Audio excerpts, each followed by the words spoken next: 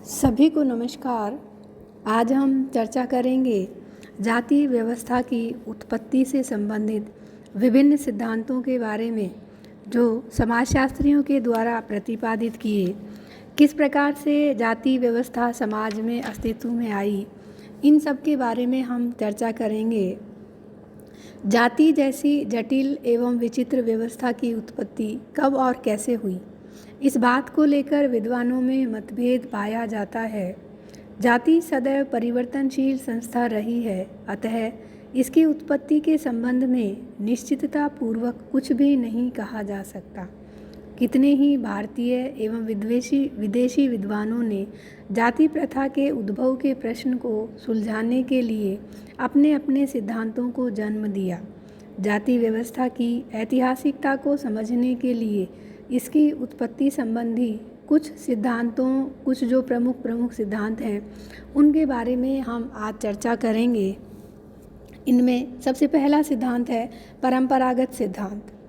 इस सिद्धांत की उत्पत्ति का स्रोत वेद, प्राचीन जो हमारे शास्त्र हैं, उपनिषद, स्मृतियाँ एवं धर्मशास्त्र रहे हैं।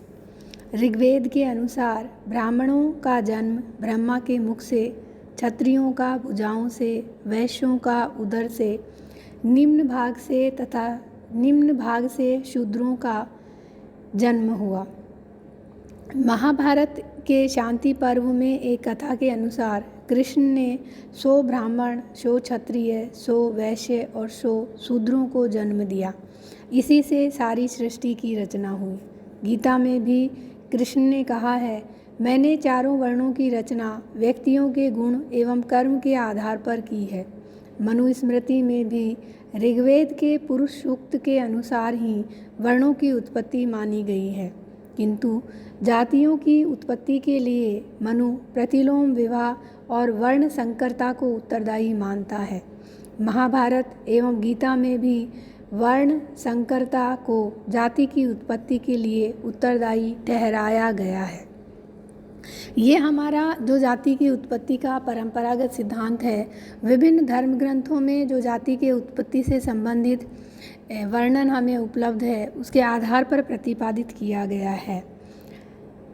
यह सिद्धांत जो बताया गया है, इसकी आलोचना हुई कि ये जो सिद्धांत है, यह जाति की उत्पत्ति का नहीं वरन वर्ण की उत्पत्ति को स्पष्ट करता है। वर्तमान वैज्ञानिक एवं तार्किक युग में कोई भी इस बात को स्वीकार नहीं करता है कि ब्रह्मा के विभिन्न अंगों से जातियों की उत्पत्ति हुई। इसलिए यह सिद्धांत अवैज्ञानिक एवं अतार्किक है। दूसरा सिद्धांत है प्रजातीय सिद्धांत।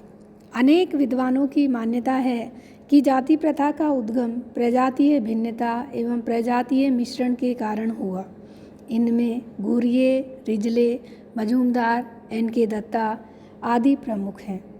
हर्बर्ट रिजले ने प्रजाति मिश्रण एवं अनुलोम विवाह को जाति की उत्पत्ति के लिए उत्तरदायी ठहराया है। उनका मत है कि जाति प्रथा आर्यों की देन है।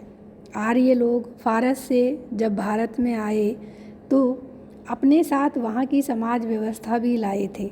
वहाँ समाज 4 भागों में बटा हुआ था। उन्होंने उसी व्यवस्था को भारत में भी लागू कर दिया। इसके अतिरिक्त आर्य भारत में आक्रमणकारी के रूप में आए। जब उन्होंने यहाँ के मूल निवासी द्रविड़ों को परास्त किया तो उनमें विजेता होने से श्रेष्ठता की भाव पैदा हुए। उन्होंने यहाँ के मूल निवासियों की प्रजाति, शारीरिक रचना एवं संस्कृति से अपने को श्रेष्ठ समझा। क्योंकि आर्य बाहर से आए और अपने साथ स्त्रियाँ को नहीं लाए थे, अतः उन्होंने यहाँ के मूल निवासियों की लड़कियों से विवाह किया। इसके उपरांत यहाँ पर अनुलोम विवाह आरंभ हुए, किंतु बदले में उन्होंने आर्य लड़की का विवाह द्रविड़ लड़के से होने पर रोक लगा दी।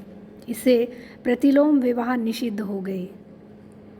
जब आर्य लोगों में स्त्रियों की आवश्यकता पूरी हो गई तो उन्होंने अनुलोम विवाह पर भी रोक लगा दी। किंतु जब कभी भी अनुलोम एवं प्रतिलोम विवाह के नियमों की अवहेलना हुई तो ऐसे विवाहों से उत्पन्न संतानों को वर्ण संकर माना गया और इस समूह को एक नवीन जाति का दर्जा दिया गया। इस प्रकार जातियों की संख्या में निरंतर वृद्धि होती गई तथा विभिन्न समूहों में वर्ग भेद भी उत्पन्न हो गया। इस प्रकार रिजले के अनुसार प्रजाति संघर्ष ने अनुलोम विवाह ने प्रजातीय मिश्रण को और प्रजातीय मिश्रण ने वर्ण संकरता एवं वर्ग भेद को जन्म दिया। इसी पर अपने विचार आगे प्रकट करते हुए डॉक्टर घुरिये ने भी रिजले के प्रजातीय सिद्धांत को स्वीकार किया। वे आर्यों एवं अनार्यों के प्रजातीय एवं सांस्कृतिक संपर्क को जाति व्यवस्था के लिए उत्तरदायी मानते हैं। रक्त शुद्धता की भावना के कारण ही आर्यों एवं अनार्यों में कई उच्च एवं निम्न समूह बने। इस प्रकार जाति व्यवस्था का आदि स्रोत आर्य एवं द्रविड़ों के बीच पाए जाने वाला प्रजाति भेद था। डॉक्टर मजूमदार भी रिजले के प्रजातीय सिद्धांत से सहमति व्यक्त करते हैं और उन्होंने बताया या उनका मत है कि आर्य जब भारत में आए उससे पूर्व भी उनमें 3 वर्ग थे जो परस्पर विवाह नहीं करते थे। भारत में आने पर द्रविड़ों को उन्होंने निम्न श्रेणी में रखा। आर्यों के आने के बाद भी समय समय पर अनेक प्रजातीय समूह आक्रमणकारी के रूप में आते रहे, जिसके परिणाम स्वरूप विवाह प्रजातीय समूहों के पारस्परिक संपर्क और सांस्कृतिक संघर्षों के कारण भारत में विभिन्न सामाजिक समूहों का निर्माण हुआ, जिन्होंने जातियों का रूप ग्रहण कर लिया। इस प्रकार से प्रजातीय जो सिद्धांत है उस सिद्धांत पर Herbert Risley, doctor Ghurye, doctor Majumdar ने भी अपने विचार व्यक्त किए हैं और विभिन्न प्रकार की अवधारणाएं इन्होंने बताई कि किस प्रकार से जाति अस्तित्व में आई। लेकिन इस सिद्धांत की भी आलोचना हुई। जाति की उत्पत्ति में प्रजातीय मिश्रण एक महत्वपूर्ण कारक रहा है, किंतु इसका एकमात्र कारण प्रजातीय मिश्रण एवं सांस्कृतिक संपर्क को ही नहीं माना जा सकता। ऐसा करके हम अन्य कारकों की अवहेलना करते हैं। हट्टन कहते हैं कि प्रजातियों में खान पान एवं छुआछूत संबंधी कोई निषेध नहीं पाए जाते, जबकि जाति में पाए जाते हैं। यदि प्रजाति ही जाति की उत्पत्ति का आधार है तो जाति में छुआछूत व खान पान के निषेध क्यों पनपे? प्रजाति से ही जाति का जन्म हुआ तो दुनिया के दूसरे भागों में भी प्रजातीय संपर्क होने पर जाति प्रथा क्यों पनपी? ऐसा भारत में ही क्यों हुआ? ये इस प्रजातीय सिद्धांत की आलोचना के रूप में विभिन्न तथ्य हमारे सामने निकल कर आते हैं। तीसरा जो सिद्धांत है वह है धार्मिक सिद्धांत। जाति प्रथा की उत्पत्ति में धर्म को प्रमुख आधार मानने वालों में होकार्ट तथा सेनार्ट प्रमुख हैं। ये दोनों समाजशास्त्री हैं जिनको हम धार्मिक सिद्धांत के प्रतिपादक भी कह सकते हैं। होकार्ट का मत है कि धार्मिक क्रियाओं अथवा कर्म कांडों के कारण ही जाति प्रथा का उद्गम हुआ। प्राचीन भारत में धर्म का अत्यधिक महत्व था। धार्मिक कार्यों की अभिव्यक्ति यज्ञ, हवन एवं देवताओं को बलि चढ़ाकर दी जाती थी। इन कर्मकांडों को करने वाले विभिन्न समूह थे, जैसे ब्राह्मण मंत्रोच्चारण एवं हवन का कार्य करते थे, माली पुष्प लाते थे, नाई हजामत एवं निमंत्रण देने का कार्य करते थे। इन भिन्न भिन्न समूहों की सामाजिक स्थिति उसके कार्यों की पवित्रता के अनुसार ऊंची या नीची थी। यह स्थिति समूह के सदस्यों को पीढ़ी दर पीढ़ी हस्तांतरित होती रही और ऐसे समूह बाद में चलकर जाति के रूप में विकसित हुए। इस प्रकार से धार्मिक क्रियाओं ने ही जाति को जन्म दिया। सेनार्ट ने होकार्ट के सिद्धांत की कमी को दूर करने का प्रयास किया। उन्होंने भोजन, विवाह और सामाजिक सहवास से संबंधित निषेधों के आधार पर जाति की उत्पत्ति को स्पष्ट किया। इन्होंने बताया है कि पारिवारिक पूजा तथा कुल देवता को चढ़ाए जाने वाले भोजन में भिन्नता एवं निषेधों के कारण ही जाति प्रथा का जन्म हुआ है। इस प्रकार से धर्म के आधार पर भी जाति की उत्पत्ति को समझाया गया है और इसकी आलोचना में होकार्ट एवं सेनार्ट ने जाति की उत्पत्ति के लिए धर्म को ही उत्तरदायी माना है।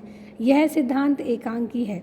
अन्य पक्षों की हम अवहेलना नहीं कर सकते हैं, क्योंकि धर्म एक प्रमुख तथ्य है जीवन का, लेकिन अन्य तथ्यों को इस सिद्धांत में समाहित नहीं किया गया है। अगला सिद्धांत है जिसे हम व्यावसायिक सिद्धांत कहते हैं। इस सिद्धांत के जन्मदाता नैसफील्ड हैं। डेहलमन तथा ब्लंट भी इस सिद्धांतों के समर्थकों में से हैं। नैसफील्ड प्रजाति एवं धर्म के स्थान पर व्यवसाय को ही जाति प्रथा की उत्पत्ति के लिए उत्तरदायी मानते हैं। इनके अनुसार व्यवसाय और केवल व्यवसाय ही जाति प्रथा की उत्पत्ति के लिए उत्तरदायी है। एक व्यवसाय विशेष के करने वाले लोगों ने अपने को एक जाति घोषित कर दिया। व्यवसायों की उच्चता एवं निम्नता उनकी पवित्रता एवं अपवित्रता के आधार पर तय होता है। जिन व्यवसायों को समाज में ऊंचा एवं पवित्र माना जाता है, उन्हें अपनाने वाली जाति भी समाज में ऊंची मानी गई। अपवित्र एवं निम्न समझे जाने वाले व्यवसायों को करने वाली जाति की सामाजिक स्थिति को निम्न समझा गया। इस प्रकार से व्यवसाय के आधार पर जाति की उत्पत्ति को समझाया गया। हटन कहते हैं कि व्यावसायिक संघ दुनिया के दूसरे भागों में भी रहे हैं, फिर वहाँ जातियाँ क्यों नहीं बनी, भारत में ही ऐसा क्यों हुआ। इसी प्रकार डॉक्टर मजूमदार ने कहा कि इस सिद्धांत में प्रजातीय तत्वों की अवहेलना की गई है, जबकि प्रजाति भी जाति की उत्पत्ति में एक महत्वपूर्ण कारक रहा है। इस प्रकार से हटन और मजूमदार दोनों ने ही इस सिद्धांत की आलोचना की है, और जो महत्वपूर्ण तथ्य उन्होंने निकाले हैं वो ये हैं कि व्यावसायिक संघ के आधार पर अगर हम जाति की उत्पत्ति माने तो भारत में ऐसा क्यों हुआ, अन्य देशों में ऐसा क्यों नहीं हुआ। और मजूमदार का कहना है कि हम प्रजातीय तत्वों को नहीं भूल सकते हैं, क्योंकि प्रजातीय तत्वों की उत्पत्ति जाति की उत्पत्ति का एक महत्वपूर्ण कारक रहा है। अगला सिद्धांत है ब्राह्मणों की चतुर्युक्ति का सिद्धांत या राजनीतिक सिद्धांत। इस सिद्धांत के प्रतिपादकों में घुरिये एवं अबे डुबाय प्रमुख हैं। अबे डुबाय का मत है कि जाति प्रथा ब्राह्मणों की चतुर्युक्ति और राजनीतिक योजना का फल है, जो उन्होंने अपनी सत्ता को बनाए रखने के लिए निर्मित की। घुरिये का मत है ब्राह्मणों ने अपने कुल और सम्मान को बनाए रखने के लिए जाति प्रथा को जन्म दिया। आपकी मान्यता है कि आर्य संस्कृति में ब्राह्मणों का प्रमुख स्थान था। यह संस्कृति मुख्यतः गंगा के मैदानों में ही पनपी और जाति के मुख्य आधार भी इसी क्षेत्र में पनपे।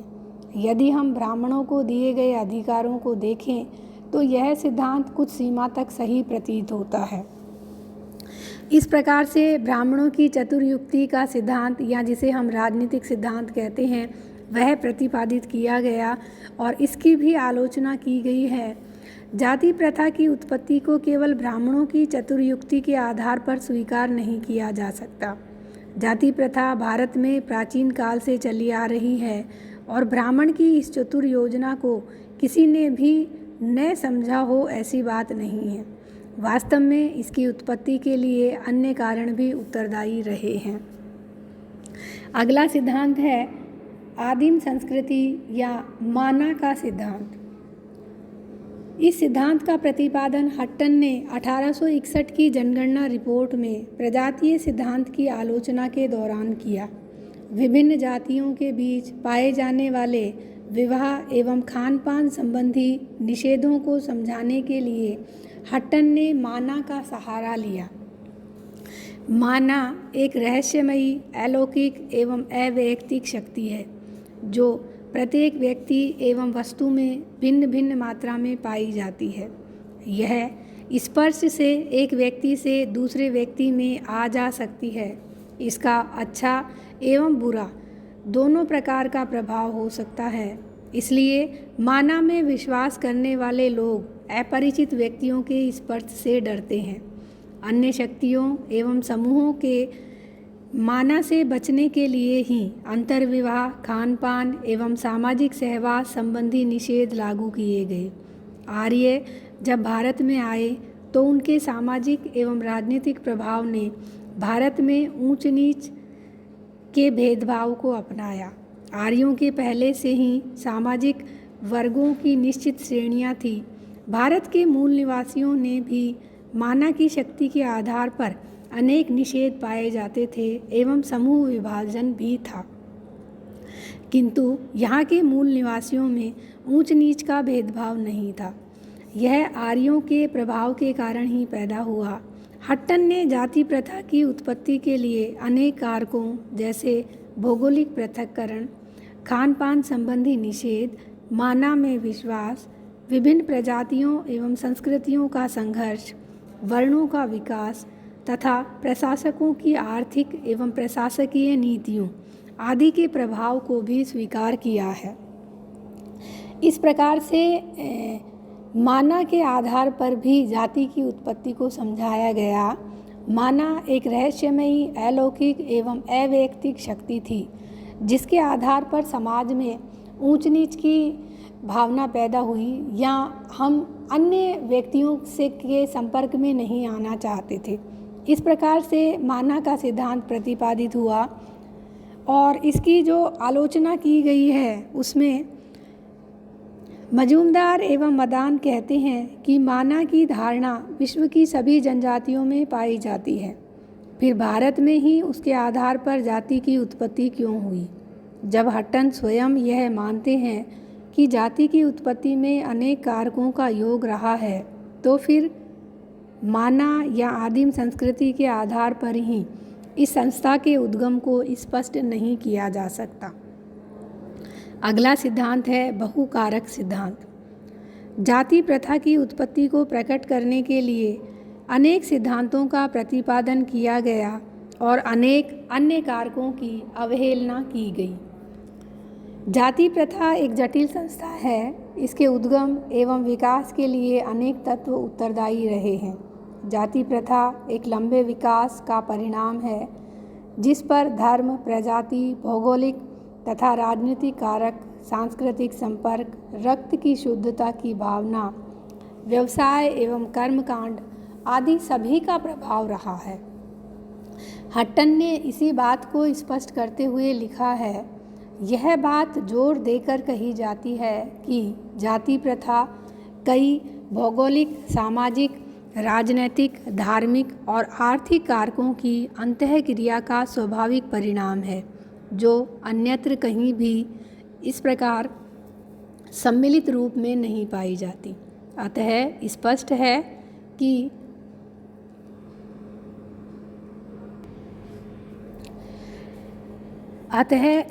है कि जाति प्रथा को जन्म देने में किसी एक कारक का नहीं वरन अनेक कारकों का योगदान रहा है। वास्तव में इसकी उत्पत्ति नहीं वरन उद्विकास हुआ है। इस प्रकार से जाति प्रथा की उत्पत्ति के विभिन्न सिद्धांत विभिन्न समाजशास्त्रियों ने प्रतिपादित किए हैं, जो हमें यह बताते हैं कि समाज में यह प्रथा किस प्रकार से अस्तित्व में आई। सामाजिक कारण, धार्मिक कारण, व्यावसायिक कारण, विदेशियों के आक्रमण, जिसमें महत्वपूर्ण योगदान आर्यों के या आर्य संस्कृति के योगदान का रहा है, जिसकी वजह से समाज में जाति प्रथा की उत्पत्ति के विभिन्न सिद्धांत प्रतिपादित किए। आज के लिए बस इतना ही। धन्यवाद।